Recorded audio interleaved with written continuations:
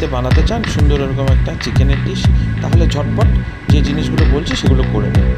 একটা বাটিতে chicken boil করে নেবেন একদম সুন্দর করে, যাতে চিকেনটাকে চটকান। তার সাথে দিয়ে দেবেন অল্প অল্প আলু। স্টক ওয়াটারটা ফেলবেন না, পরে চিকেনের কোনো প্রিপারেশন অবশ্যই কাজে লেগে যাবে। অবশ্যই সেটা দিনের দিন যেন হয়।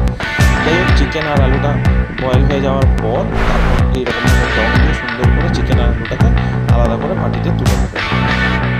তো যাহা তো তুলে নেওয়া হবে, এবং সবচেয়ে বড় কথা চেষ্টা করবেন একটুখানি লবণ দেওয়ার যখন বয়েল করবেন। তারপর এরকম একটা সাদা বাটি, কালো বাটি, যাই হোক না একটা বাটিতে নিয়ে চিকেনগুলো ছাড়িয়ে নেবেন। ছাড়িয়ে নেওয়ার পর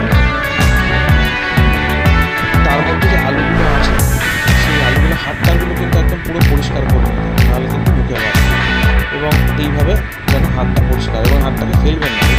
তার মধ্যে দিয়ে দেবেন একটু পেঁয়াজ কুচি, একটু ধনেপাতা কুচি, একটু কাঁচা লঙ্কা। আমরা অল্প দিয়েছি কারণ মেয়ে খাই বলে। তার সাথে মরিচের গুঁড়ো, একটু পরিমাণ মতো লবণ, তার সাথে চিলি ফ্লেক্স যদি বাড়িতে থাকে, নাহলে লঙ্কা কোনো ঝালটা যদি ঠিকঠাক হয় টালা দেবেন না, তাহলে খেতে খুব সুন্দর। তো যাই হোক, এইভাবে জিনিসটাকে একদম চটকে নেবেন।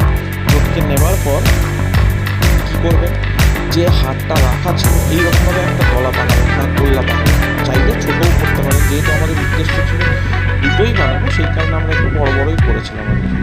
তো এইরকমভাবে আস্তে করে ওর মধ্যে ঢুকিয়ে দেবেন, মানে ব্যাপারটা যেন একটা লম্বা শেপ দেবেন, ঠিক এইরকম যেন শেপটা হয়। তো শেপটা হওয়ার পর অন্য একটা বাটিতে ডিমটাকে ফেটিয়ে নেবেন। ফেটিয়ে নেওয়ার পর ওই যে জিনিসটা আপনার স্টিকের মতো করেছেন সেই চিকেনের স্টিকটাকে ভালো করে ডুবিয়ে ব্রেড ক্রামের মধ্যে এরকমভাবে ব্রেড ক্রাম দেখুন বাজার চলতে একটা ভালো ব্রেড ক্রাম আছে। আর একটা হয় হচ্ছে আমরা টোস্ট বিস্কুট গুঁড়ো করি, যেটা আপনার চিনতে হবে সেটাই এটা একটু প্যান্টে বলে ব্রেড ক্রাম একটু বেশি পয়সা দাম, তো সেই কারণে সাদাতে সাদাতে একটু লালচে। যাই হোক, কড়াইতে তেল গরম করে তারপর এই ইয়েটা দিয়ে দেবেন চিকেনের চিকেন কাটলেট টাইপের যেটা বানাচ্ছে, এটার নাম এক্স্যাক্টলি আমি কিছুই দিইনি, কিন্তু এইভাবে ফ্রাই করে নেবেন।